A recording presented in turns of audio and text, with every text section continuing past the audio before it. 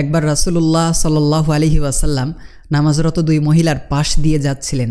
তখন তাদেরকে সংশোধনের উদ্দেশ্যে বললেন, ইদা সাজাদতুমা, যখন তোমরা সেজদা করবা, ফাদুম্মা বাদাল্লাহমি ইলাল আরদ, তখন শরীরকে জমিনের সাথে মিলিয়ে দিবা।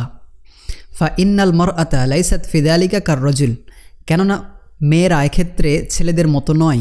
আরেকটি হাদিসে আল্লাহর রাসূল সাল্লাল্লাহু আলাইহি ওয়াসাল্লাম বলছেন, ইদা জালাসাতিল মারআতু ফিস সালাহ, মেয়েরা যখন নামাজের মধ্যে বসবে, ওয়াদাআত ফাখিদাহা আলা ফাখিদিহাল উখরা, তখন এক উরু আরেক উরুর উপর রাখবে। ওয়া ইদা সাজাদাত, আর যখন সেজদা করবে, আল সাকাত বাতনাহা ফি ফাখিদাইহা, তখন পেটকে দুই উরুর সাথে মিলিয়ে রাখবে। কা আস্তারি মায়া কুনুলাহা, যা তার সতরের জন্য অধিক উপযোগী। ইন্নাল্লাহ তাআলা ইয়ানজুরু ইলাইহা, আল্লাহ তাআলা তার দিকে রহমতের দৃষ্টিতে তাকান। ওয়াকুল, এবং বলেন, ইয়া মালাইকাতি, হে আমার ফেরেশতারা, উশহিদুকুম, আমি তোমাদেরকে সাক্ষী রাখছি, আন্নী কদ গফারতু লাহা, অবশ্যই আমি তাকে ক্ষমা করে দিলাম।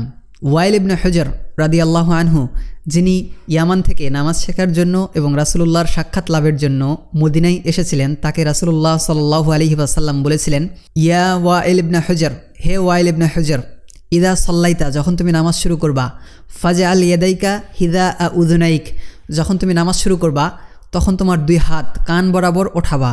ওয়াল মারআতু তাজআলু ইয়াদাহা হিদা সাদিয়াইহা, আর মেয়েরা তাদের দুই হাত বুক বরাবর ওঠাবে। এই হাদিসগুলোর সাথে বিরোধপূর্ণ এমন একটা হাদিসও পাওয়া যাবে না যেখানে বলা হয়েছে নারী ও পুরুষের নামাজের মধ্যে কোনো পার্থক্য নেই, বরং উভয়ের নামাজ একই।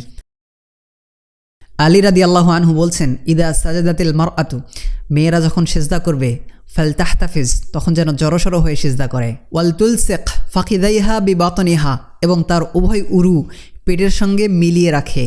মেয়েদের জন্য জড়সড় হয়ে নামাজ পড়ার হুকুমটি শুধু সেজদার ক্ষেত্রেই সীমাবদ্ধ নয়, বরং পুরো নামাজের মধ্যে এই বিষয়টি বিশেষভাবে লক্ষ্য রাখা হয়েছে এবং পুরো নামাজে এই বৈশিষ্ট্য অক্ষুণ্ণ রাখা জরুরি। ইবনু আব্বাস রাদিয়াল্লাহু আনহুমাকে মেয়েদের নামাজ সম্পর্কে জিজ্ঞাসা করা হয়েছিল। তিনি বলেছিলেন, তাজতামিউ ওয়া তাহতাফিজু, খুব জড়সড় হয়ে অঙ্গের সাথে অঙ্গ মিলিয়ে নামাজ পড়বে।